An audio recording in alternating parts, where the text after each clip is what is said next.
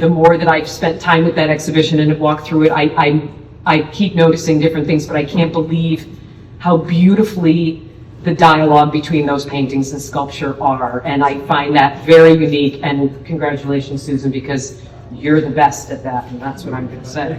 But I'm just going to give you a little background about Susan. She washed ashore here in Provincetown in 1981 as a visual arts fellow at the Fine Arts Work Center. She is a sculptor and a painter who divides her time between Provincetown, Tucson, and northern Michigan. From 2012 to 22, she was a member of Boston Sculptors Gallery, where she was featured in 5 solo exhibitions. In late 2020, Susan joined a community art project conceived by artist Elizabeth Awalt to commemorate American lives lost to COVID, which again, that series is extraordinary, and I hope you'll talk more about that when we get in the back, we're in the front. In summer of 22, Susan was awarded a grant to build a site-specific installation, Songs of Silence, version 2, on the campus of Truro Center for the Arts at Castle Hill in commemoration of the 50th anniversary of Castle Hill. I mean, the bio is long and it goes on and on and on, because basically Susan has exhibited her work in galleries and museums for over 45 years throughout the US as well as Japan and New Zealand. Her work is held in private, corporate, and public collections, including Cell Signaling Technology, Saks Fifth Avenue, Champion International Paper, the Kansas Art Center Museum, the Nelson Fine Arts Museum, Provincetown Art Association Museum, and Susan is also the recipient of awards for the National Endowment of the Arts. God, please help us save the National Endowment of the Arts, the Pollock-Krasner Foundation, and the Artists Foundation of Boston, Massachusetts. And I am so grateful, Susan, that we pulled this show together. I'm really grateful to Brian Dunnigan, who did an exquisite job of curating the exhibition. And I'm really grateful for all of you to be here. So enough of me, now on to Susan, and let's help me welcome Susan. Thank you for coming out on a rainy day. Ken and I spend time in Tucson, and if it's hot, they'll say, thanks for coming out on such a hot, sunny day. And and here I am saying, apologizing for the weather. But thanks for coming out, everybody. So I just want to say a little something about Brian Dunnigan, who's curated the show, and I asked her if she would do this, and I kind of made a list of how we go back in time and these very funny connections, and some of them are family, like with the Malacode family, of course. She's the Malacodes were her aunt and uncle. And you know them from their involvement here at the museum. So at one point in time, we shared some wooden parts, because I was using like tabletops, like antique side tables. I take them apart, and if you know her work from Schoolhouse Gallery, she uses the legs of tables. So we kind of divided up some tables that way. So she got something out of it, I got something out of it. And then there's a long-time family connection, really, as neighbors. The house is over near, right near the Malacode, right along on Bradford Street. And so my daughter Hannah babysat for Bronwyn's children when they were little. Conrad gave me a piece of wood, which is the sculpture right as you come to the gallery in the front, a short, tall one called Hole in One. And he was cutting up really long lengths of logs that were delivered for firewood to heat his house, and I guess he got to that point, and the maple tree said, I can't split this. I have to give it to Susan to make a sculpture out of it. So that was gifted to me. He actually came up to the house with this piece of wood, and then you see the results right there in the gallery. He also provided wood for me for students. I was teaching at RISD for a couple of years, and I taught a wood class, and so he gave me a bunch of wood. So those family connections. Then the other one's a little more personal. Is Rayan's been part of us, a group of women who go out. I call it girls' night out. When we go out, no men allowed. Just mostly visual artists, occasionally a writer, and so that's been going on. Some of you are here for a number of years. So it seemed appropriate, that she would really spot the show for me and did a beautiful job. So I just wanted to say that. So I just had a show in Tucson in January, February called Postcards from the Border, which you'll see 4 examples in the gallery. This is the closer gallery. And so hence the title is here. But I just wanted to try to make this as short as possible, maybe half an hour at the most, don't talk too much, and just kind of take folks back to really just about 10 years of work. And I haven't been showing my work in Provincetown for quite a while. So we don't have a gallery here. I did show at Farm and Wellfleet a couple times in the last couple of years. So I just wanted to catch you up a little bit on where we are. So going back to around 2015 or so. So this is me. This is not my sculpture.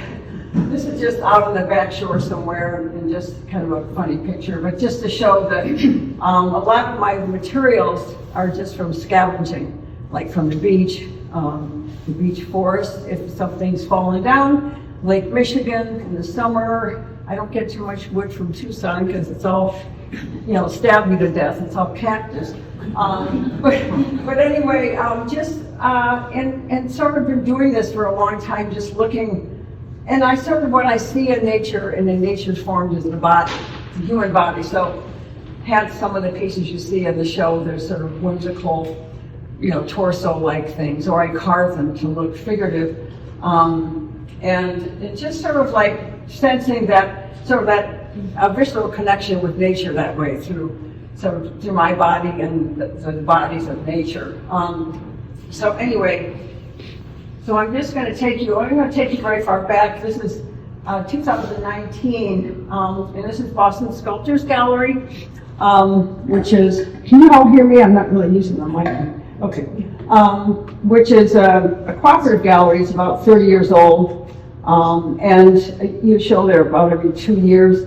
So this exhibition is called Washashore, and so especially in the back, on that back wall, all those pieces of wood were found on the backshore, basically, here on the Cape, plus some other bits and pieces and saplings from the property where my first husband and I built our house, things like that. So sort of the way I was approaching this work is just to sort of choose things that I kind of find interesting for their forms. Maybe they're kind of suggestive what they are. Maybe I'll carve them to make them even more suggestive. So basically I just have all this stuff laying around, and so it's sort of pretty spontaneous. You just pick up pieces and start putting them together, figure out if they're going to work together or if they speak together somehow. So this is sort of an installation view. This piece is in the show. The one on the left is in the show right now. And so, but basically, and also there's a lot of cutting apart of old sculptures, that have been sitting around maybe for 20 years, and I just cut this up. So that's why, one reason I really like working with wood is I can just reuse parts and get inspired by their forms, or parts of their forms. So actually, this one here, this little leg on the bottom, which used to be part of that top, but it was connected by something else. So just have a lot of fun with playing around and changing the shape and the forms. So this was just having, kind of like a drawing on the wall almost, but I think there's about, I'm not sure if there's 12 or 14 pieces, and they're sort of all related, but they were all worked on at the same time. And there's me installing. A lot of very linear, sort of attenuated forms. This piece is called amplexus. It's in the show. I don't know if you know what amplexus means. Any biologists here? Yeah. It's describing how frogs mate. So this back piece is, I think it's oak. No, it's not oak. The grain's not oak. Not quite sure. It's a root mass, and this is maple. These are colored pencils that I embed in the work, and I'll tell you how that sort of happened. But anyway, the form on the back is on the back, form in the front, and they're kind of hugging each other. So that's how the title. So anyway, the colored pencils. Someone asked me yesterday, why do I put colored pencils in the work? Well, it's a surface element. Oh, there you go. So there's a detail there. And it's kind of came from, teaching at the charter school in Orleans. I taught there for 5 years, And, no, not 5, yeah, 5 years. And those 12 to 14-year-old boys, they like to break pencils just for no reason.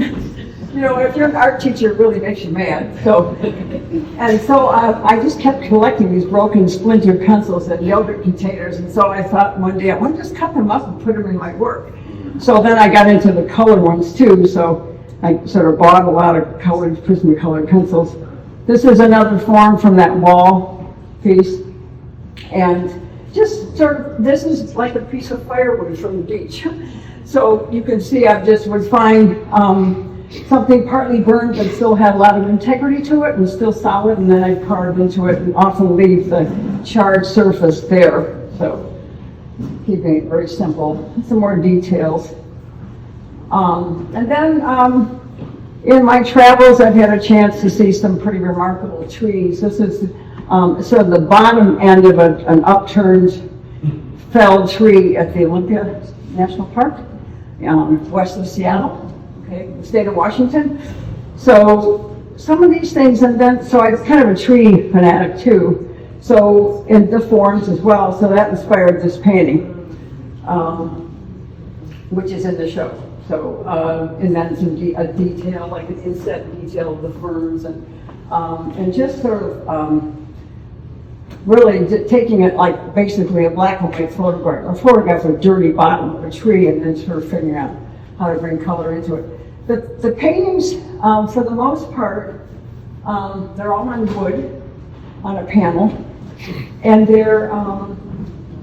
it's really done as almost in a drawing process, and then they go into painting. So this is another one sort of around the same time that combines a little bit of desert sort of imagery in the painting. And so traveling around and living in several places, I've sort of brought parts of the desert, parts of Michigan together. So this is a kind of a scene of a place in northern Michigan near where Ken and I spend our summers. That's it's now a fish hatchery, but it was a place where all the trees were cut down at some point so people could build homes. It's like 100 years ago.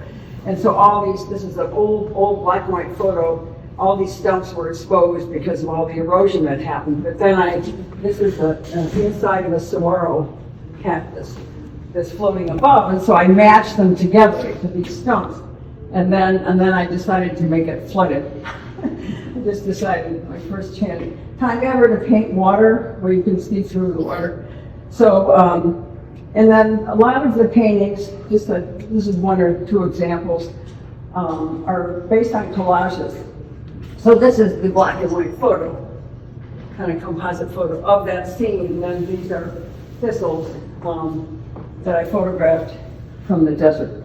So that became this painting. So a lot of times the collage has been, since around 2013, I've been using it as a kind of a springboard for painting.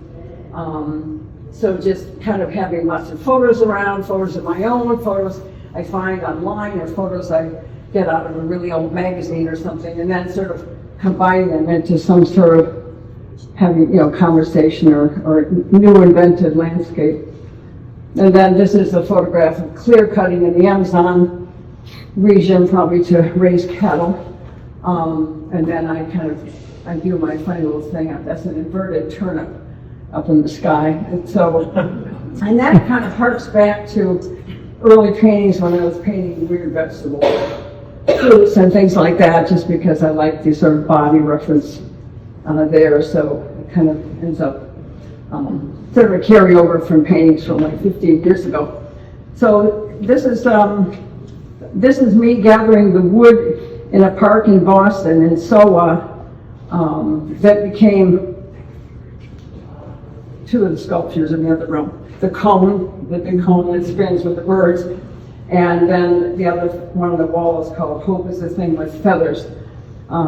So this is a corkscrew willow tree that was split in a microburst in Boston. It's one of these coastal, the crazy weather we're having, So it was, I don't know how old the tree was, a couple hundred years old, but it just split in half.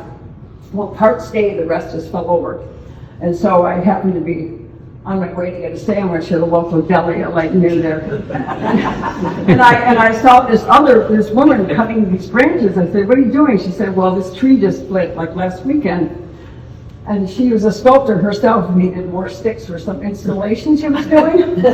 I said, "Oh, darn it, I don't have any tools with me." So I came back a week later. Unfortunately, they hadn't shipped the tree yet in the city of Boston.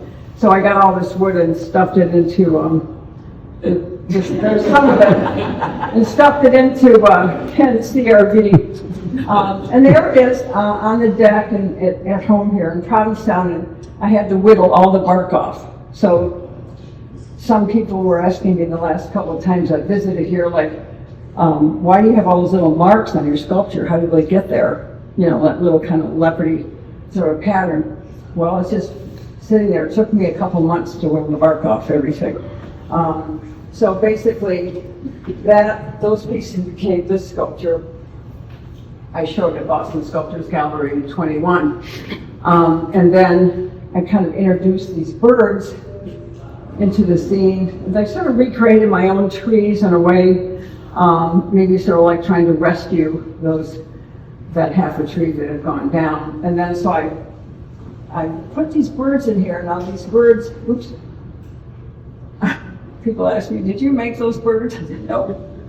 I buy them from a guy in Poland who whittles birds." I don't have the time to sit on my back stoop and whittle birds.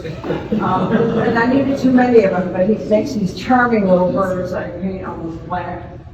And then here's a little video that just to pan through the exhibition. You can see some of the same pieces you're seeing in the show. And then coming around, there's the cypress knees. I'll talk about that. And see, we're going around them. Then I had the happy accident of this young kid with a skateboard looking at my show. I felt, well, I really arrived from the guy who's. I mean, he was very thoughtful. He was looking at everything. It was really cool. He was just probably been skateboarding by the gallery. Anyway, so. Oops. Okay, so then I was invited by Castle Hill to make a project, or do some kind of outdoor project in 22. And so I took the same sculpture with all those 6 tree parts, and I just put it inside. This was at the campus on Route 6. And this building was a sauna that Malcolm Meldau had built when he lived on this property. It was his mom's property that was donated to Castle Hill or stolen, or I guess stolen. Anyway, it's a little building that's about 5 by 6 feet. The floor was missing, so I had to put a floor in. And I just took the sculpture and I put it inside, and then, oops, I think I have the details of it. Anyway, and it fit almost perfectly, so it was great. So it's out there weathering.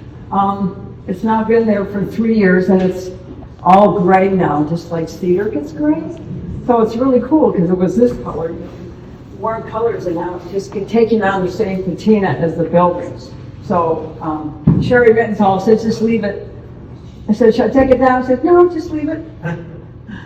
So anyway, so this is a piece that's in the gallery. This is sort of the last of a bit of a tree that I was able to get in Boston. And so I called this one "Hope is the Thing with Feathers," which is, does anybody know the poem? Yeah. Did anybody memorize the poem? It's really short. Emily Dickinson, but I can't think what the next line somebody might know. But anyway, more of a hopeful piece with a nice blue bird in there. Oops. So this, again, washashore stuff. This is called Washashore Survivor. And this is a piece of white cedar that washed up on Lake Michigan. Sort of like the same thing here, like all the bark is gone, it's been kicking around for who knows how long. And then I was able to sort of fashion in addition to it with more cedar to make it stand up. So, and then kind of switching off about the painting and the sculpture, because Christine mentioned that, like how does that happen? How do I paint and then do sculpture? But they're kind of parallel activities, but I think the longer I do it together, the more they connect thematically. And So it's sort of from my imagination, it's from images I find, these green things or some kind of specimen I saw at the RISD Nature Lab. When I was teaching there, I was teaching drawing and three-dimensional design, and we used the Nature Lab as a resource. And then, what do you call that stuff, Karen? What do you call this? Coquina? What's that called? The shells that are all jammed together, like finding, it's like a whole mass or little tiny shells. Coquina. That doesn't look like Yeah, so coquina. that was just a real piece of coquina that I have just sitting around the studio because I collect things I find in nature. And then the rest is just my imagination. So I call it After the Flood. So this is, and so, you know, they're sort of getting more related as we get along and talking about global warming and loss of bird habitat and things like that. These are sort of a little bit of a diversion, but not really. I took the Tower of Babel. I took the Tower of Babel image, which you see painted, who's the artist? Do you remember? That amazing, in Iraq. But anyway, I took that tower and I don't know, I was thinking about Donald Trump's first term and about Babel seems appropriate. So even though that's not exactly the story, well, it's very similar to the story of the Bible about, you know, God making us all speak different languages so we can't understand each other and getting it and trying to get us to get along. So I thought, okay, that seemed appropriate. So I just kind of, you know, reinvented from that painting my own scenes. And it was really, I mean, I had a lot of fun. And there's that vegetable, the sky keeps appearing, that's a squash. Anyway, so some of this I don't really think about what it means. I just make these paintings and I have a lot of fun with inventing the landscape and the forms and the surfaces and all that. So then I was invited, invited by Liz Awalt. She organized a show in Boston. She's a Boston-based painter, and it was sort of at the beginning of COVID, and she was so frustrated as an artist. I mean, it's not so much that, you know, it wasn't a big deal that we were in isolation because we're always in isolation in our studio, so it doesn't matter. We're by ourselves, but she just didn't know what to make. She just felt like, what's the point? And she just couldn't keep doing her regular work, so she just started making little marks on a piece of paper that would like represent everyone who had died. And so she did a call to artists to make some kind of image that had like 1,000 marks on the paper or bark or whatever you're painting on, or objects. And so I decided to to answer the call. So I had these slices of wood and I kind of reshaped them so they'd interlink together. Then I repeated the graph from March 20 to March 2021, the graph that happened and how many people died. And I just used my wood burning tool to make my little dots. So it's very meditative work, but I started putting dots on everything. Because it was still COVID, and we were, so I have this other form that I carved. This is quite small, and I just got into that meditative, just sitting with the work and making these dots with the wood burning tool. I did it on these too, if you look closely. So these are cypress knees. You can buy one or two occasionally from someone who's in Florida or Louisiana who's got some swampland or cedar, bald cedar. Cypress. It's amazing. I know, and so the shapes are amazing. They're really funny, and you can, when you see them for sale on Etsy, you go, oh, I really like that one. Oh darn, it's $75. So, but they're around, they're like 10 or 15 or 20 or 40 or $50, and so I just started collecting them, not really knowing what I was going to do with them. So anyway, I finally had enough that I thought, I'm just going to recreate this landscape. And so what I did is if you look at them closely, they look sort of Dr. Seussian and funny, and they're really sexy looking, a lot of them. Some of them look like faces or like a mouth, that kind of thing. So I just played with the surface that's available. It's very wrinkly surface, and I accentuate it with wood dyes by painting with the black. And so they have a bit of tones of color, blues and greens, and then they're sort of whitewashed at the end, like pickle. So, like pickling, when you pickle your kitchen cabinets. And this is me with a couple of kids looking at them and trying to decide which one they like the best. Yeah, that's at Boston Sculptors Gallery. And then there were some paintings that happened at the same time. This is an acorn woodpecker trying to store his food in spite of everything. And so anyway, that just kind of, bring the elements together. The rope, I love the way the rope sort of like confuses him and kind of tries to get in the way. Plus the virus is always present there too. But I painted that rope and I said, I'm never doing that again. It's small part. Well, the thing is, it's actually a cover of an illustration, cover of a Scientific American magazine from like 30 years ago, because I have a collection of old magazine covers. So I recreated it, sort of enveloping around the bird, but it's so hard to paint. It's more fun to make stuff up. Anyway, then another virus picture, sort of combining, I don't know, like this is like one of the planets, this is like Lake Titicaca, this is like a computer-generated virus. You might recognize that form if you just Google coronavirus, you'll come up with all kinds of images.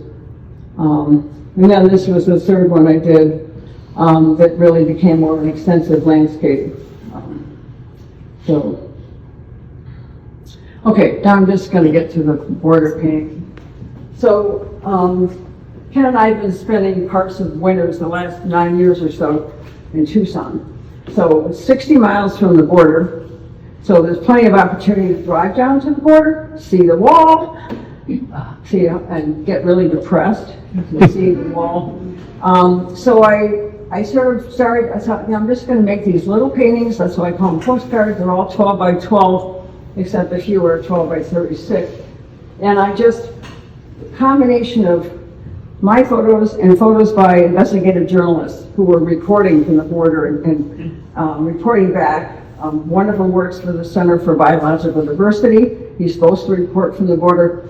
The other two are these are the main ones that factor into the paintings, are just, professional photographers who do weddings and all that, but this is their love, is reporting what's going on down there.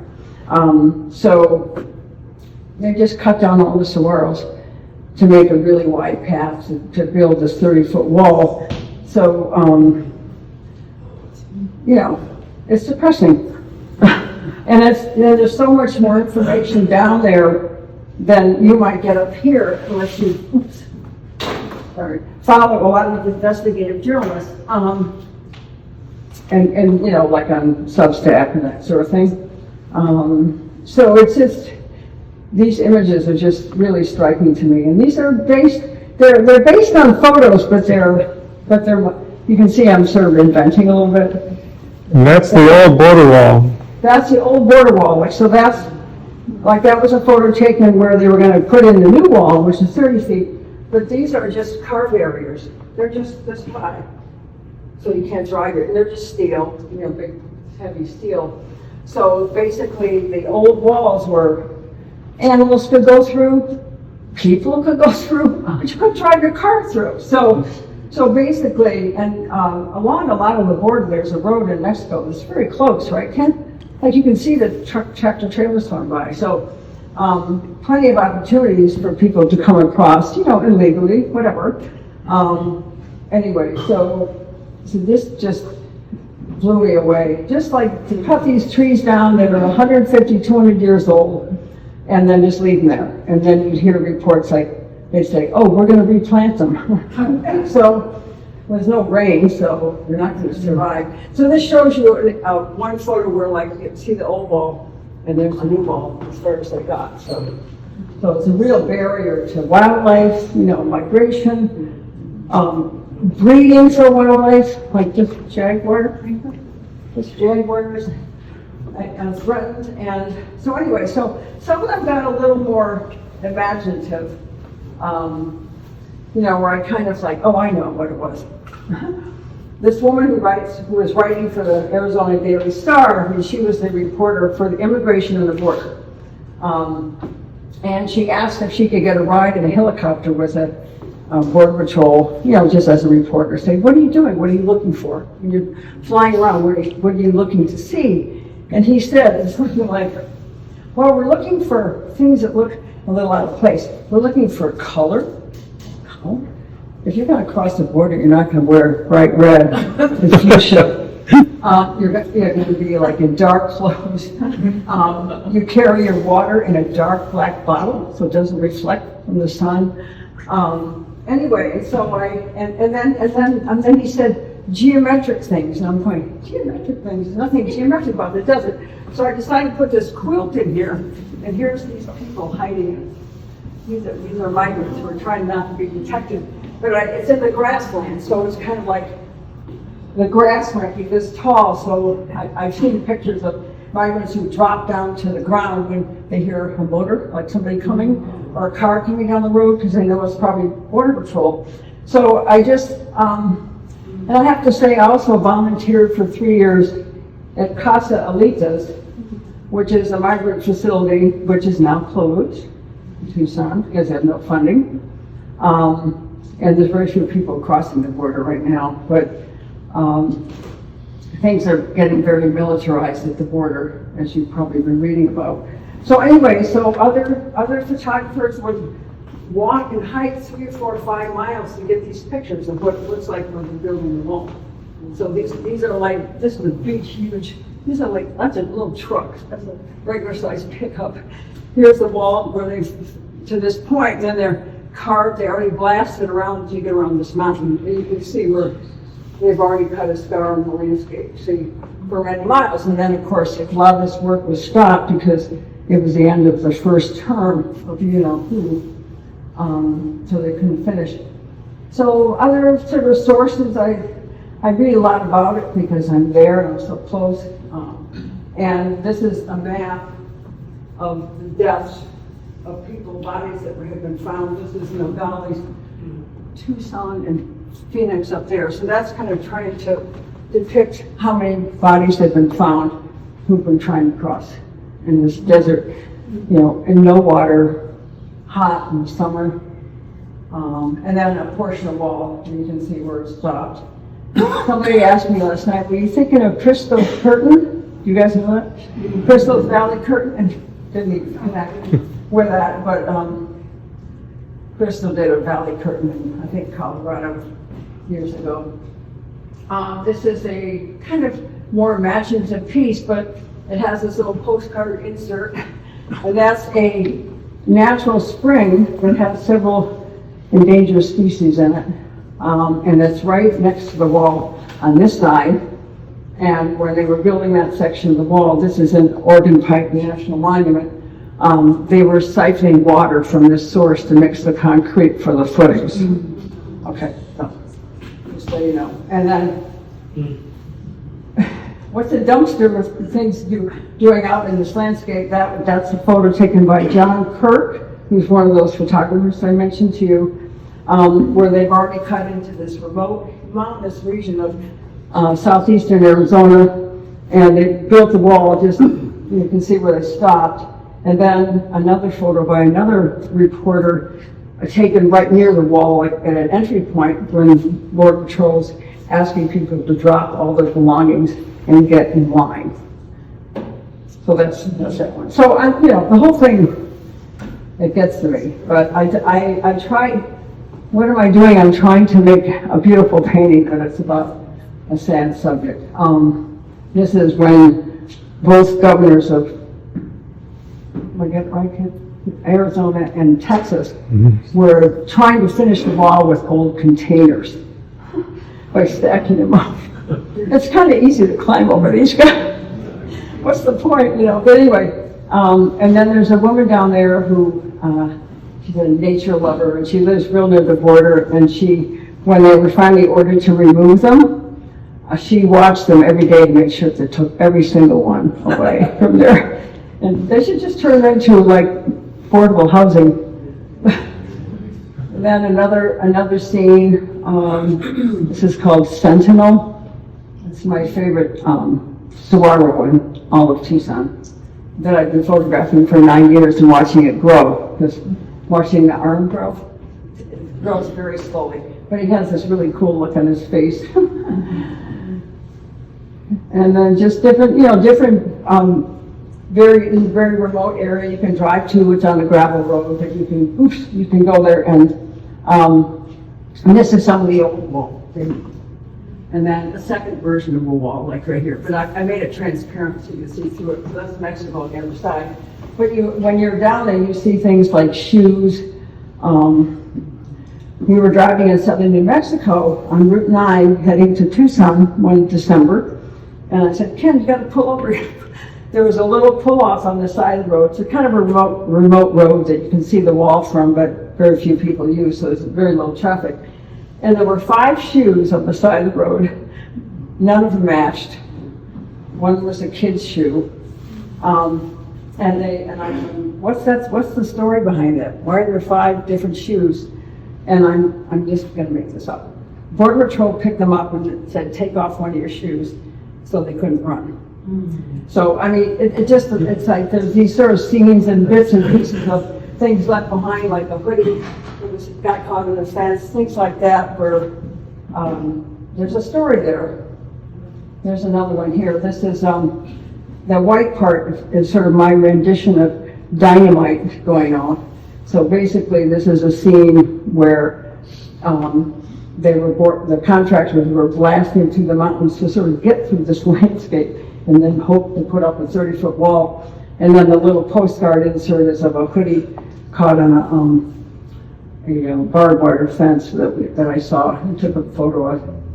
So this is sometimes how these paintings evolve. I just wanted to show you collage from photographs and then going into the painting. And these are pronghorn that are wild down there. And sort of a sort of grassland scene in southern Arizona, maybe about 20 or 30 miles from the border.